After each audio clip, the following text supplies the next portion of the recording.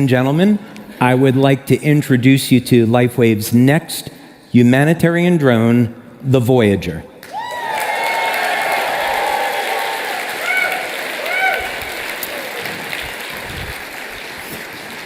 Now, you might notice that this one is very different than our flying wing, and that's for very, very good purpose and reason. The mission statement of this drone is very different than the flying wing, and we're going to be getting into talking about that in just a moment. But just first a comment about this. This started as just like anything else, an idea and a concept. And this is something that I've worked with my son on and a group of engineers that are very talented, and working together collectively, we've been able to bring this to life. And now this drone is capable of something that no other drone in the world is capable of. So we've been able to take a basic idea, create a dream, and then turn that dream into a reality. And we've done this all within less than 1 year.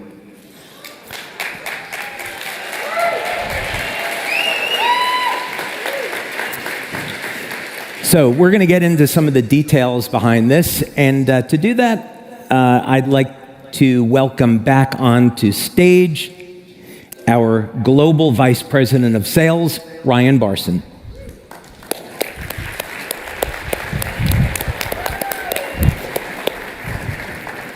So, ladies and gentlemen, what do you think? It's kind of fun for me to be out here right now with David after that kind of a reveal. And that's impressive. I've known about this for a little bit, but I had to keep my mouth shut. Well, yeah, we've had a tremendous amount of fun. I would say that when you start a project like this, the first thing is you probably have noticed it doesn't really have much of any wings. Last year, we unveiled a flying wing, and this year, we're unveiling something that virtually has no wings. So we could talk about that as a concept. First, the idea behind this was back in the 1950s, there was a gentleman by the name of Custer, and he was looking at the concept of how airplanes actually fly, and it occurred to him that when you have an airplane, it has to develop a specific amount of speed before it can actually get off the ground. So his thought is, why don't we invert that principle, and instead of developing ground speed, instead what we'll do is move the speed of the air over the wing more rapidly. So effectively what this does is it has an active system for pushing air through this giant ring, and that creates lift. So the advantage of this is that you could have this one parked in your garage, and it could take off from your street, and it could land on your street. This model, which is our second prototype, this is what we would call our phase 2. Phase 1 was a model about 1 meter or so in length, about 3 feet in length. This new model that you see over here is about 10, 11 feet in length, but yet it only requires a takeoff distance of about 35 feet or so. The next phase that we're building, which is significantly bigger than this one, that will have a takeoff distance of about 20 feet or so. So what that means is if we use the fires in Maui as an example, we can take off and land right from the beach or from a street, and then off we go. One of the things that stands out to me, not only is that incredible, but you talk a lot about dreams and not stealing your dreams, and this is a dream of yours to make a difference in the lives of other people. And the fires in Maui is just one example of many where people are challenged all over the world. But those dreams, you don't want people to steal your dreams. Where are you headed from here? What are your dreams for the future? Well, I mentioned that the purpose of this was going to be very different from the flying wing.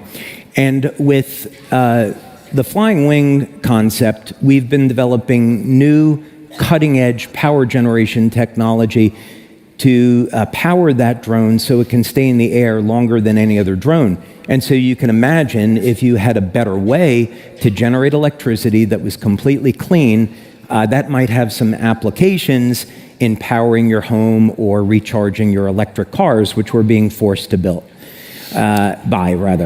So this is the issue, is where are we going to get our electricity from? So solar has its disadvantages, wind has its disadvantages, and putting power generation systems into drones is an excellent way of having a real-world test to see if something's going to work before we roll it out for other applications. For this drone, we're testing something entirely different. First, we're testing new methods of propulsion that don't currently exist. So in the starter models, I'd say there's 6 phases of development on this project, and we're currently in phase 3. So phase 1, as I mentioned, was just to see, is this thing going to work? And then phase 2 is what you've actually seen flying now. So based on those successful tests, we're going over to phase 3. But in addition to propulsion, we're looking at communication systems.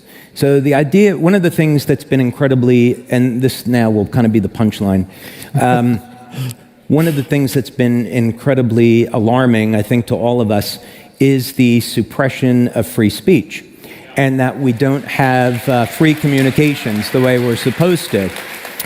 So some of the things that we're going to be testing with this, you can think of this as a terrestrial Starlink. So imagine you can put one of these things up in international waters and use it as a communications tower that's not running on 5G and actually using something that's healthy and beneficial. We could have our own communication system, so we could have real freedom of speech by having a network of these things around. So my ultimate goal with this is to use this very novel design to have basically have a terrestrial satellite system. So instead of spending billions of dollars to put satellites up in orbit, we can use new technology to have these things around the planet in the atmosphere functioning as communication nodes. Are all of you hearing what he's saying? What's fascinating to me is you've undoubtedly heard talk of energy, innovation in energy fields. You've heard talk of innovation in communication, doing things a lot differently than what's mostly accepted today. You also happened to see just a few minutes ago some slides of the Welcome Center that David didn't want to talk about.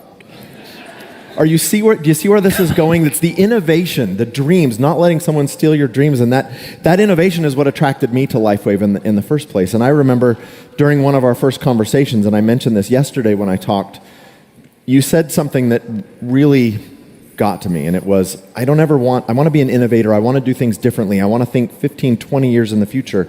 I don't want Me Too products, or to put it a different way, I don't want copycat products that you can buy anywhere else.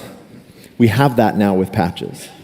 So communication's part of it, power's part of it. Where do you see the rest of this going, and what are your dreams for LifeWave in the future? Yeah, so let's talk about first the capabilities of this, because if we talk about the capabilities, then some of those things are going to become kind of self-evident, right?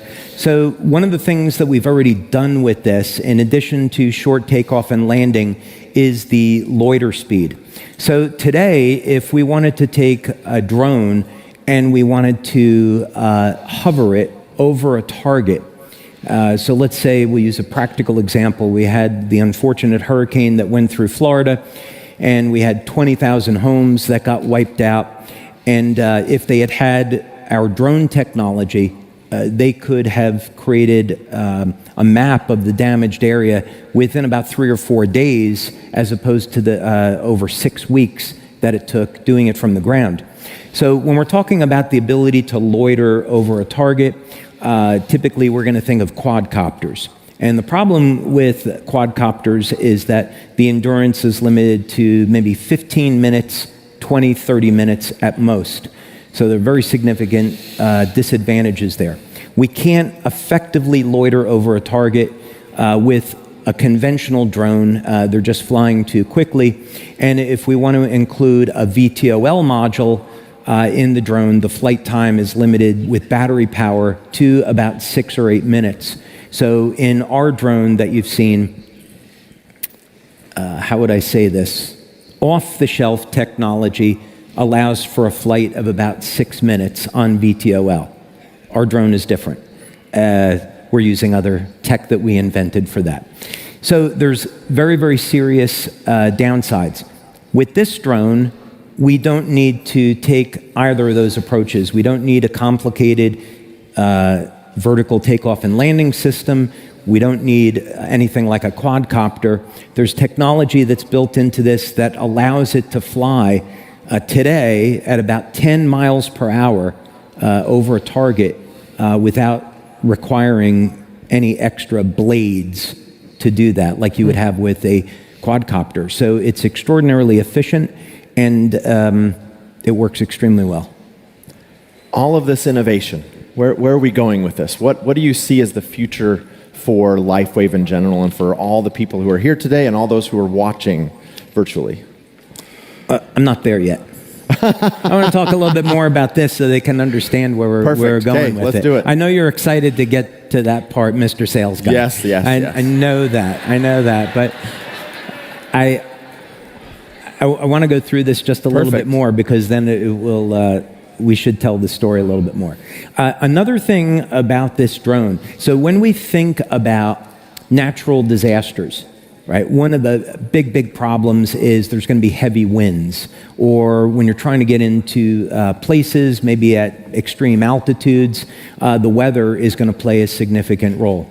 And conventional drones have a limit of maybe 15 to 20 miles an hour.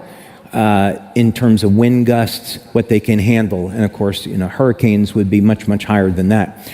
So we actually flew this in 15-mile-an-hour winds, and it was completely resistant to those wind gusts. Didn't care about it, one way or another because of the design. So the good thing about this is that when there is a natural disaster, when there's an emergency, we don't have to wait until the weather improves before getting a drone in the air. This is not going to care one way or the other.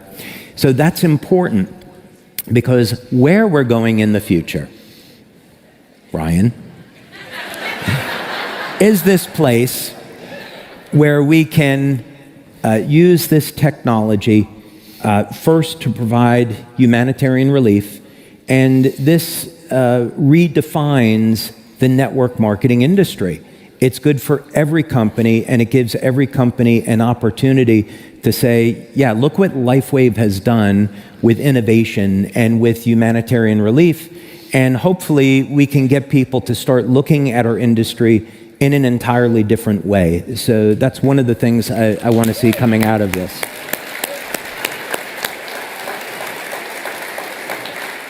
Is that what you were looking for? It's actually a different answer than I was looking for, but I want to go with that one for a minute. So looking at our industry in an entirely different way, we've had a few discussions during this event about companies that maybe haven't done things the same way that LifeWave has done. You're looking to create a company that stands out among all network marketing companies, that is truly different, not just because we stand here on stage and say we're different, but that we are different. Yeah, this really starts with the mindset of making innovation a commitment to research, putting money into that, time and resources, people, to have that as the very foundation of everything else that you're doing. So the idea is looking at the various trends. So back in 2008, I was looking at where the trends in health and science, and those trends were in stem cells. So we began working back then on ways to activate stem cells in the human body. And of course, ultimately, that led to the release of X39. So we can all relate to how a commitment, a long-term commitment to innovation, putting millions of dollars into research, is going to result in products that present phenomenal business opportunities. So today, we don't have any competitors for our patch technology.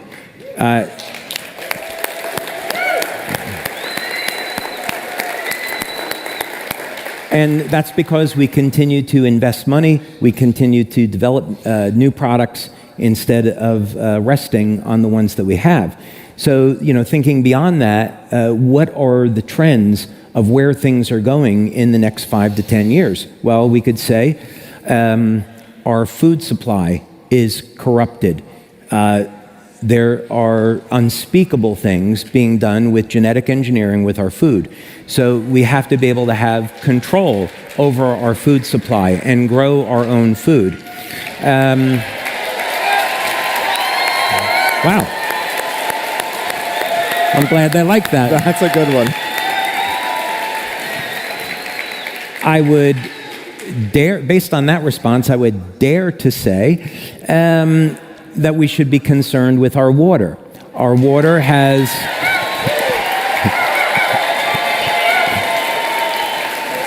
Our water, drinking water, is toxic, polluted. You can't drink the water. You don't want to shower in the water. So we need to have better technology to provide water that's clean. And, of course, go beyond that. We want to think about water as an opportunity to heal the human body, right? So with these drones, it gives us the opportunity to test new technology in power generation, in communications, and look at how are these going to be platforms that we could potentially use for the future. So as an example, when we talk about communications, we all lived through the pandemic, and we all lived through an era where if you said, and I know this because it happened to LifeWave, I happened to put an article out on the use of vitamin C as an effective means of treating viral infections, and Facebook flagged that and took the post down, despite the fact that this was a study published by the National Institute of Health. It's like, how can you suppress a government study? This is ridiculous. So we want to be thinking about these things, and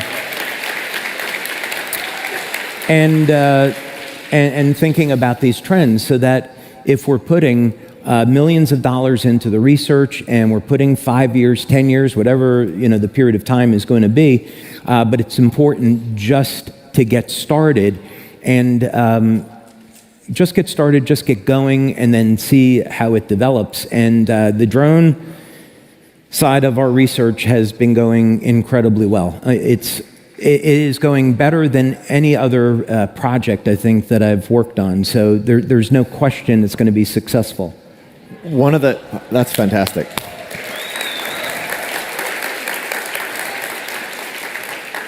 One of the things that stands out to me, you said this yesterday, you've said it again today, we're a technology company. That our efforts in driving technology to a certain degree will help create new potential products, new opportunities, new trends, maybe that we could be at the forefront of. We talked a little bit about Star Trek, and you brought up how the underlying theme, underneath Heart to Heart, is Star Trek. Well, some of those things, I'm going to tie it to the space program if I can. Innovations that we take advantage of today started in the 60s when the space program was developing. All kinds of direction and movement in places led to other technologies that they weren't even looking for. Same hold true for LifeWave? Same holds true, absolutely. When I started the research on stem cells, at first I was thinking that we needed a type of external electromagnetic field to signal the activation of stem cells. So we began to develop these novel coils that produced a novel shape for a pulsed electromagnetic field, and this ended up having a therapeutic effect. But as we got through the research, eventually that led to the development of X39. So it's important when you start out on a research program that you don't necessarily want to be tied into any one specific outcome. You have to be very organic and flexible, because you don't know what direction things are going to take based on the research that you do. So in other words, this would be in the category of unexpected results. You run experiments, you create prototypes, and then you may see and observe an outcome where you get an aha moment and you say, oh, this is something I need to pay attention to. Let's go ahead and investigate this, and let's see if we can create something new from it. So it's totally okay that you start with one concept and it develops into something else. So the flying wing came first, and that's been an absolutely critical part of what we're doing for humanitarian aid. But this was the next step. It doesn't look like the logical next step, but when I began to look at the operational parameters of the flying wing and what it was capable of, I thought, okay, I want to take this now and create something new with it. So I was able to reach out to 3 engineers and present them with a concept, and they said, oh, we've got absolutely something in mind for this, and it was a collaborative effort to get to where we are today. Just phenomenal stuff. Would it be safe to say, David, that you are thinking 5, 10 plus years in the future in terms of innovation and trends and tapping into those and creating opportunities for the people in this room? Oh, no, you think 20 years ahead. Okay. Oh, yeah. No, you think 20 years ahead because you want to look, 10 years is almost a little bit too short. There's certainly going to be many innovations that make it to market within the next 5 to 10 years. And at the rate at which information is doubling and there are new discoveries being made, you have to stay on top of those things and be able to respond to them. But you do want to take the best guess at where we could potentially be in 20 years, right? So 20 years, we'd say that drones are going to be an intimate part of our life. We're going to be getting deliveries of food by drones. You'll be able to have an app and get a pizza delivered or Chinese food delivered by a drone. You're going to get your mail delivered by a drone. Amazon's already doing this. They have a number of patents on it. There's already trials being done to deliver organs in the future. And that organ donations are going away. We're going to 3D print organs. So God forbid, you develop diabetes, you'll be able to have a doctor 3D print a pancreas, insert it into your body, and then inject stem cells from a 25-year-old, and now you have a 25-year-old pancreas, even though you might be 50, 60, 70 years old. So these are all things, that are going to be happening in the not-too-distant future. So when we think about the opportunities for drones, when I look at communications and the reason why it impacts us, number one, we need our own system of communications so we can't be shut down. And then the next thing we need,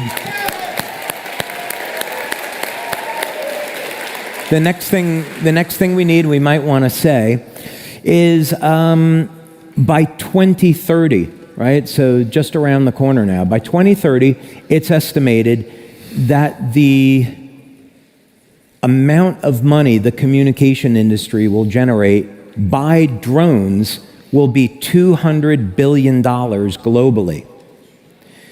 So this is an enormous market. And so if you can go into that market with a technology that nobody else has and everybody wants, then we can create an unbelievably powerful business opportunity. So that's the thinking of looking that forward into the future. That, ladies and gentlemen, I think is the definition of innovation for a technology company. Well, we didn't talk about the performance numbers on this. Let's talk about that. Okay, let's do that. So we talked about that it's short takeoff and landing. We talked about that it can fly as low as 10 miles an hour. Keep in mind, when most planes are landing, they have to be traveling 90, 120 miles an hour and more in order to land. And this can land only going 10 miles an hour. As a matter of fact, now we can show that video that you were seeing before. This was unbelievably fun to get this out and see it fly for the first time, because a lot of people said, oh, this is never going to fly.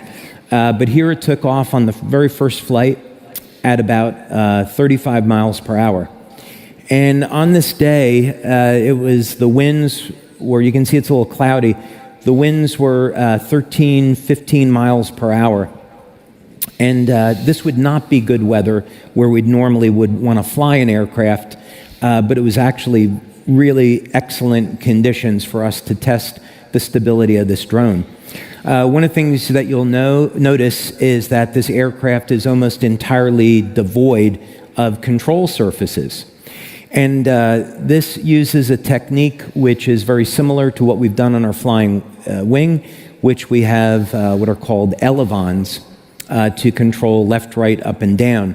And the advantage of this is that we don't need a tail, and we found another way to counter torque. So it minimizes the complexity and improves the reliability. And you can see it just kind of floats along and does a really slow flyby.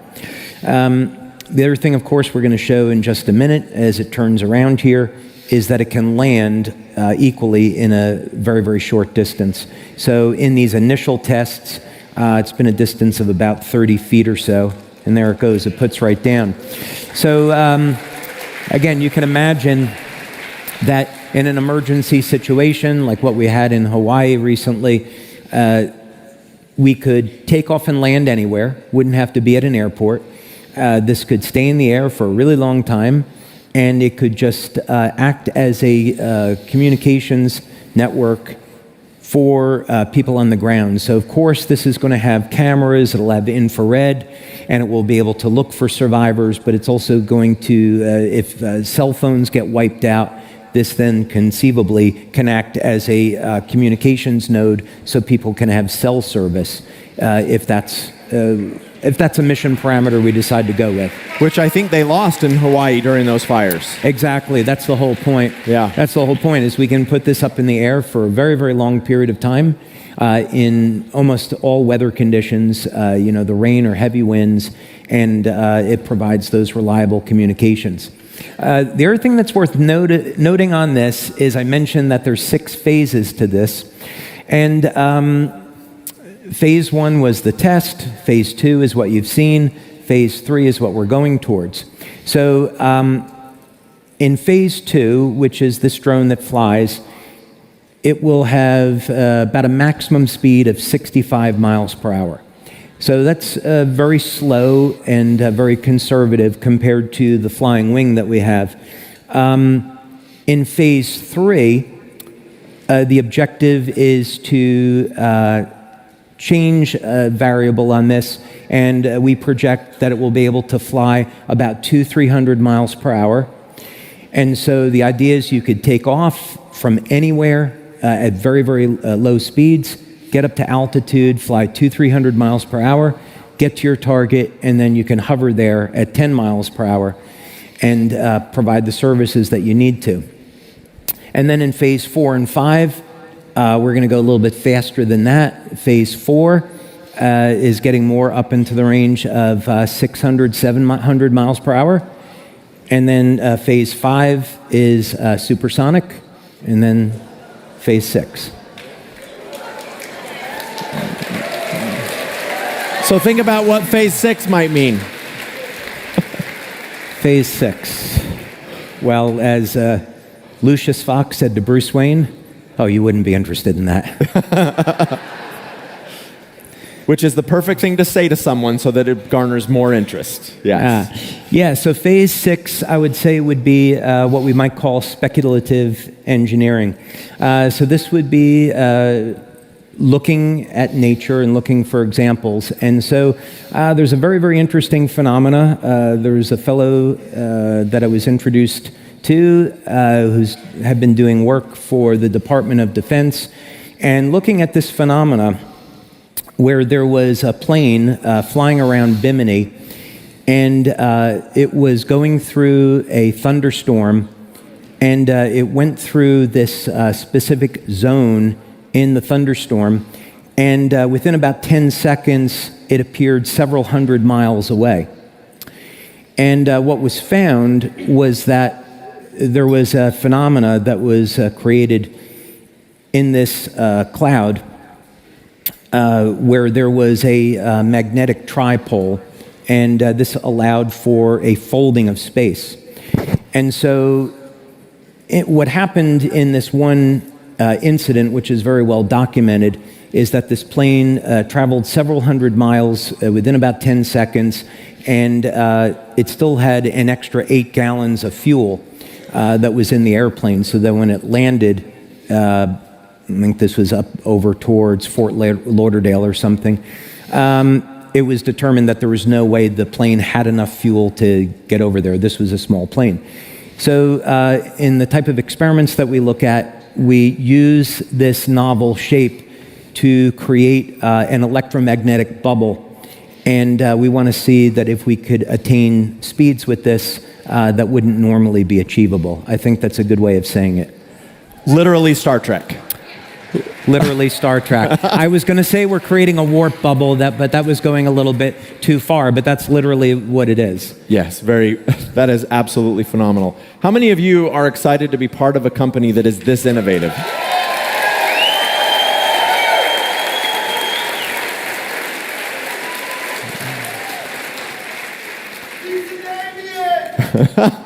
So, David, what do you see as the future for LifeWave?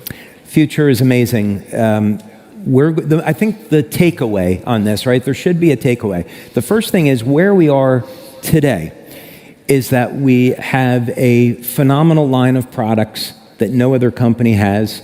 We have a phenomenal business opportunity, and we have a commitment to helping those in need through existing humanitarian programs. And every single one of those areas we're going to continue to support, invest money in, and grow. So in the area of product development, today you have patches, but in the not so distant future, you're going to have other technologies that improve health and wellness and beyond. In our business opportunity, we're going to be utilizing new technology like holograms and things that you haven't even seen yet to support your business building efforts. So you can be building your business and earning money faster and easier than ever before, and doing it in less time so you have time for your friends and family. And then finally, we're going to be using technology like the drones to provide humanitarian effort and take matters into our own hands so that when there is a humanitarian crisis, we can be responding to that. So we can work with organizations like the Red Cross, like Convoy of Hope, and others, and saving people's lives. That's what this is really all about, developing better tools to help those in need. And when we do all of these things, we totally redefine the network marketing industry. So 10 years from now, when people look at networking, they say, oh my God, I want to be involved in this industry. Look how amazing it is, and look what companies are doing, like LifeWave.